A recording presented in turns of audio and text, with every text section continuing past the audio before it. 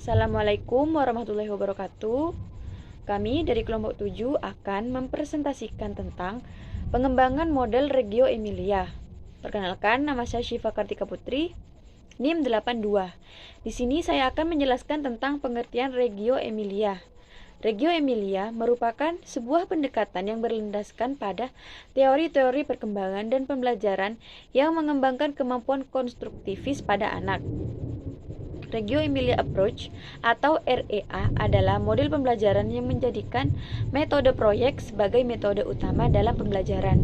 Selain metode proyek, pada pendekatan Reggio Emilia belajar juga dipandang sebagai sebuah perjalanan dan pendidikan sebagai usaha membangun hubungan dengan orang-orang serta menciptakan hubungan antara ide-ide dan lingkungan.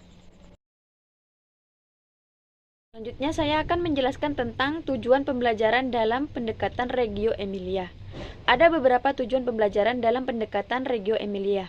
Yang pertama, ide dan hak-hak anak, potensi, dan sumber-sumber yang seringkali terabaikan. Yang kedua, mempromosikan studi, penelitian, eksperimen dalam pembelajaran dengan konteks pembelajaran yang aktif, konstruktif, dan kreatif. Yang ketiga, meningkatkan profesionalisme guru, mendukung suatu kesadaran yang tinggi terhadap nilai-nilai kerjasama dan kebermaknaan hubungan antara anak dan keluarganya. Yang ketiga, menjadikan topik utama dari nilai-nilai penelitian, observasi, interpretasi, dan dokumentasi dari pengetahuan yang dibangun dari proses berpikir anak. Yang kelima, mengorganisasikan kunjungan terbimbing ke dalam program kependidikan, pameran budaya, seminar, dan kursus-kursus dalam isu pendidikan dan budaya anak usia dini. Perkenalkan, nama saya Okta Arina Manasikana, NIM 93. Di sini saya akan menjelaskan materi tentang prinsip model Reggio Emilia. Prinsip model pembelajaran Reggio Emilia yaitu sebagai berikut. 1. Kurikulum emergen. Kurikulum dibangun berdasarkan minat anak-anak. Topik untuk pembelajaran diperoleh melalui pembicaraan dengan anak-anak sampai kepada masyarakat atau peristiwa keluarga, seperti halnya minat atau kesukaan anak-anak. Perencanaan kelompok merupakan suatu komponen penting dalam pembelajaran. Yang kedua, proyek pekerjaan. Proyek merupakan suatu pembelajaran mengenal konsep secara lebih mendalam terhadap gagasan dan minat yang muncul dalam kelompok. Proyek dapat dilaksanakan selama 1 minggu atau dapat berlanjut sepanjang tahun pelajaran.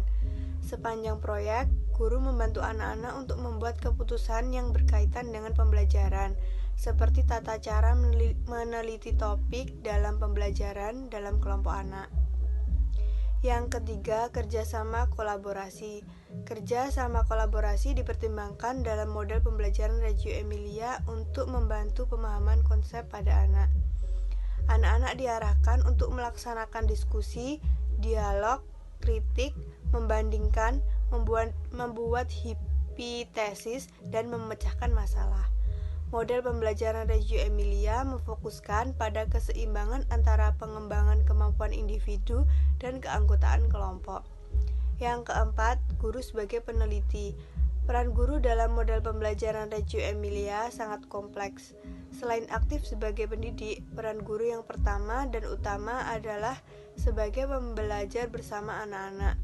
Selain itu, guru juga merupakan peneliti dan sebagai peneliti, guru harus dengan seksama menyimak, mendengarkan, mengamati, dan mendokumentasikan pekerjaan anak-anak dan pertumbuhan komunitas agar anak dapat merangsang proses berpikir dan kerjasama anak-anak dengan sebayanya. Selanjutnya, dokumentasi. Serupa dengan portofolio, dokumentasi merupakan perekaman semua bukti proses pembelajaran yang memberikan gambaran ketika anak-anak sedang terlibat dalam pembelajaran atau ketika sedang melakukan sesuatu, penggunaan kata-kata yang mereka ucapkan, perasaan dan pemikiran anak-anak. Dokumentasi digunakan sebagai asesmen dan pertimbangan bagi guru untuk melakukan sesuatu. Yang terakhir, lingkungan. Dalam model pembelajaran Reggio Emilia, lingkungan dipertimbangkan sebagai guru yang ketiga. Peran guru sangat berhati-hati dalam menata ruangan untuk pembelajaran anak baik dalam kelompok kecil maupun kelompok besar. sekaligus ruangan untuk penataan hasil karya anak. Selanjutnya, saya akan menjelaskan tentang peranan guru dalam pendekatan Reggio Emilia. Peranan guru dalam pendekatan Reggio Emilia yaitu sebagai berikut. Yang pertama, membangun pengetahuan dan pemahaman anak. Yang kedua, mendorong agar anak mengeluarkan ide-ide, cara pemecahan masalah dan konflik. Yang ketiga, guru didorong untuk memfasilitasi anak belajar dengan kegiatan perencanaan dan pelajaran berdasarkan kepentingan anak, mengajukan pertanyaan untuk lebih memahami dan secara aktif terlibat dalam kegiatan bersama anak, bukannya duduk diam dan mengamati anak belajar. Yang keempat, guru mengatur kelas dan benda-benda yang ada di kelas agar menjadi tempat yang menyenangkan.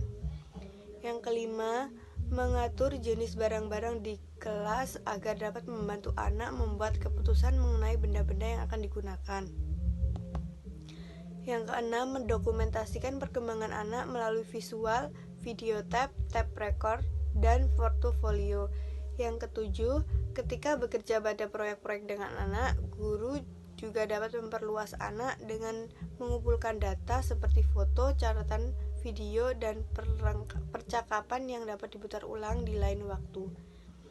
Yang kedelapan, membantu anak melihat hubungan yang ada antara pembelajaran dan pengalaman yang didapatnya. Selanjutnya, guru perlu mempertahankan aktif, saling partisipasi dalam kegiatan untuk membantu memastikan bahwa anak memahami dengan jelas apa yang sedang diajarkan. Selanjutnya, membantu anak untuk mengekspresikan pengetahuan yang mereka dapatkan atau miliki melalui bentuk-bentuk presentasi. Dan yang terakhir, membentuk hubungan yang baik dengan guru-guru lainnya dan para orang tua. Perkenalkan, nama saya Denisia Fiandawardani, NIM 94. Di sini saya akan melanjutkan penjelasan tentang model pembelajaran Reggio Emilia. Jadi, model pembelajaran Reggio Emilia merupakan contoh model pembelajaran anak usia dini yang dicetuskan oleh Loris Malaguzzi. Model pembelajaran Reggio Emilia membantu anak-anak untuk belajar dengan membangun konstruksi pembelajaran mereka sendiri, di mana anak-anak dapat belajar sesuai dengan tingkatan usianya, yang semuanya dilakukan dengan cara berpikir yang ekspresif, komunikatif, dan ilmiah. Model pembelajaran Reggio Emilia merupakan sebuah model pembelajaran yang mengarah kepada kepentingan dari anak itu sendiri secara seutuhnya.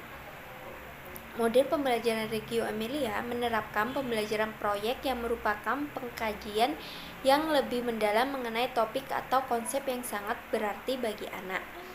Proyek dapat dilakukan oleh anak-anak selama beberapa hari atau beberapa minggu. Proyek yang diambil oleh anak-anak berdasarkan pada pengalaman dan konsep nyata kehidupan.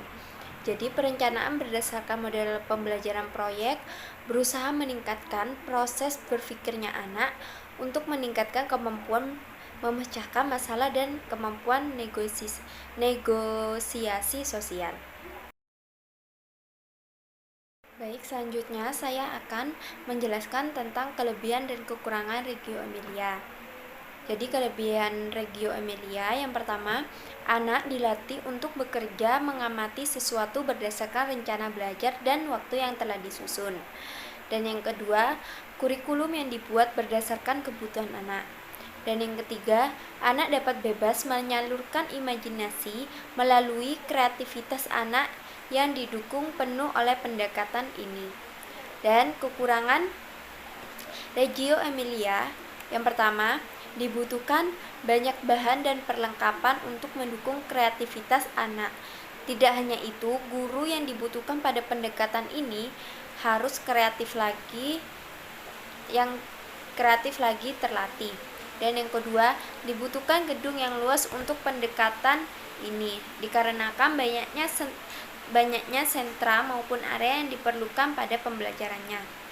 Sekian dari presentasi kelompok kami, kurang lebihnya mohon maaf. Wassalamualaikum warahmatullahi wabarakatuh.